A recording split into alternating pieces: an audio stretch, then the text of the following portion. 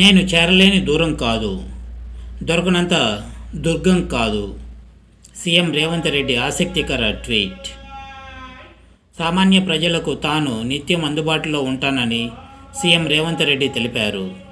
BRS హయాంలో CM మాదిరి కాకుండా తాను నిత్యం ప్రజల సమస్యలు వింటానని, వాటి పరిష్కారానికి కృషి చేస్తానని చెప్పారు.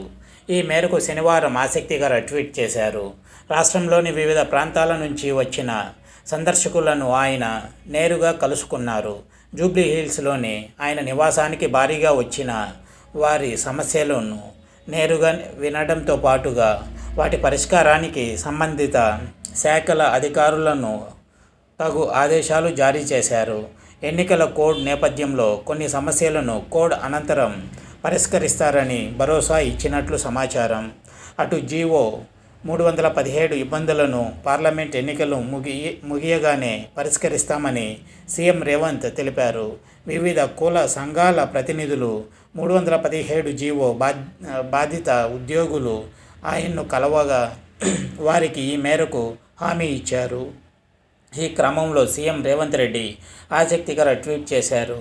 నేను చేరలేని దూరం కాదు, దొరకనంత దుర్గం కాదు. సామాన్యుడి మనిషిని నేను, సకల జనహితుడును నేను అంటూ సోషల్ మీడియా వేదికగా పేర్కొన్నారు. ఇది వ్యూవర్స్.